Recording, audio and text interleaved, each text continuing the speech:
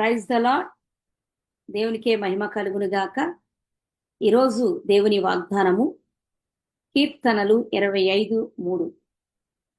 నీ కొరకు కనిపెట్టు వారిలో ఎవడును సిగ్గునందడు, నీ కొరకు నిరీక్షించు వారిలో ఎవడును సిగ్గునందడు అని దేవుడు ఈరోజు నీతో వాగ్దానం చేస్తా ఉన్నాడు.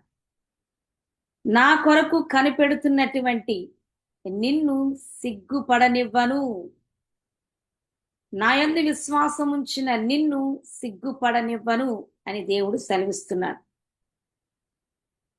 రోమీలకు రాసిన పత్రిక 10వ అధ్యాయము 11వ వచనంలో ఈ విధంగా రాయబడినది, ఆయన యందు విశ్వాసముంచు వాడెవడును సిగ్గుపడడని లేఖనములు చెప్పుచున్నవి.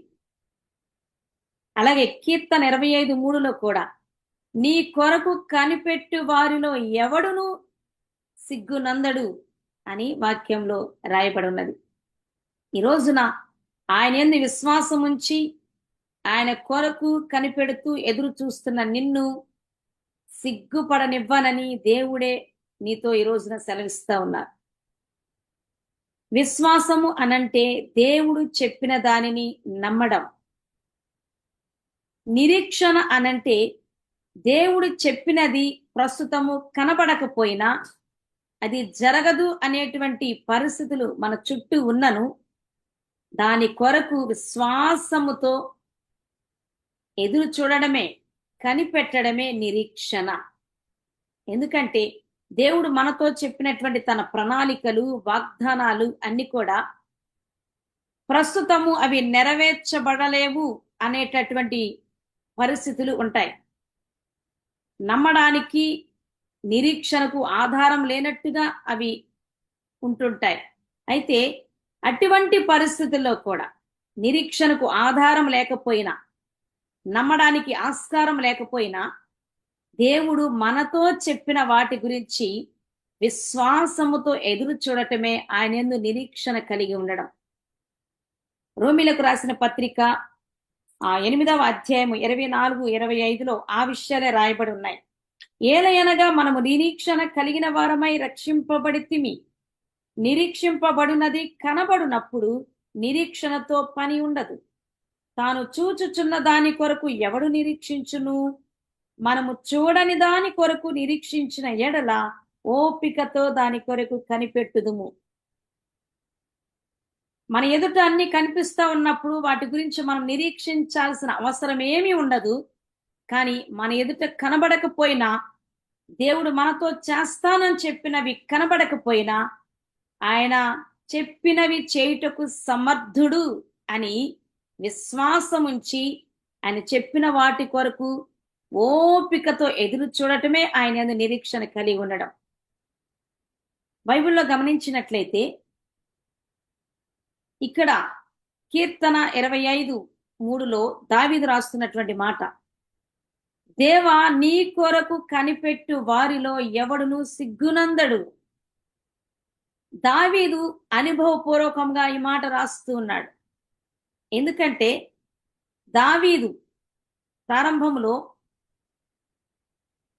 దావీదును సమూయేలు అభిషేకిస్తూ, దేవుడు నిన్ను ఇశ్రాయేలులకు రాజుగా, అధిపతిగా చేయబోతున్నాడు, ఒక దేశాన్ని ఏలడానికి నిన్ను అధిపతిగా నియమించి ఉన్నాడు అని చెప్పి అభిషేకించినప్పుడు అతని వయస్సు కేవలము 17 సంవత్సరాలు మాత్రమే.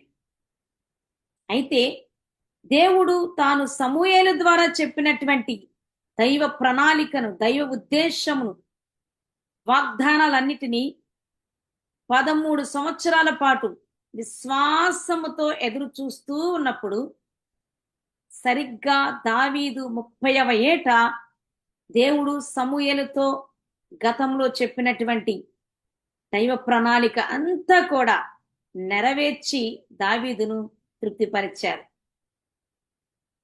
అలాగే అబ్రహాము శారలతో మంచి వృద్ధాప్యములో, నిరీక్షణకు ఆధారమే లేనటువంటి పరిస్థితులలో, వారి శరీరాలు మృతతుల్యమైపోయినటువంటి పరిస్థితులలో, నేను మీకు సంతానమును అనుగ్రహిస్తాను, నీ సంతానము ద్వారా నేను నిన్ను ఆశీర్వదిస్తాను, నిన్ను అనేక జనములకు తండ్రిగా చేస్తాను అని వాగ్దానం చేసినప్పుడు ఆ వాగ్దానమును వారు విశ్వసించి 25 సంవత్సరాల పాటు ఓపికగా ఎదురు చూసినప్పుడు దేవుడు వారి జీవితంలో కూడా వారి కనిపెట్టినటువంటి వాగ్దానమును నెరవేర్చి వారిని తృప్తిపరిచారు. ఈరోజు దేవుడు నీతో ఎన్నో ప్రణాళికలను తెలియచేశాడు. తన ఉద్దేశాలను బయలుపరిచారు. అనేకమైన వాగ్దానాలు నీకు చేసి ఉన్నారు. అయితే అవన్నీ చేసి ఎంతో కాలమైంది అని నీవు ఎదురు చూస్తూ ఉన్నావేమో. ఆ కార్యాల కొరకు, ఆ దైవ ప్రణాళికల కొరకు, వాగ్దానాల కొరకు, నీకు కావలసిన వాటి కొరకు ఓపికతో ఎదురు చూస్తూ ఉన్నప్పుడు దేవుడి రోజు నా నీతో సెలవిస్తున్న మాట, దావీదు జీవితంలో కార్యం చేసిన నేను, అబ్రహాము జీవితంలో చెప్పిన వాటిని నెరవేర్చిన నేను, నీతో చెప్పినవన్నీ నేను నెరవేర్చి నిన్ను కనపరుస్తాను. నా కొరకు నీవి వేటి వేటి గురించి ఎదురు చూస్తున్నావో వాటన్నిటి విషయంలో ఏ మాత్రము సిగ్గుపడవు, సిగ్గుపరచను అని దేవుడు స్పష్టంగా ఈరోజు నీతో సెలవిస్తున్నారు. ఓపికతో ఎదురు చూడు. వాగ్దానాలను స్వతంత్రించుకోబోతున్నావు. దైవ ప్రణాళికలన్నీ నీ జీవితంలో చక్కగా నెరవేర్చబడబోతున్నాయి.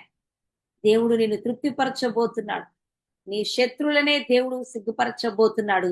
నిన్ను మాత్రం ఏ విషయములో సిగ్గుపరచడు అని ఈ రోజున నమ్మి ధైర్యముగా ముందుకు కొనసాగు. దేవుని కృప మీకు తోడై ఉండునుగాక. ఆమేన్.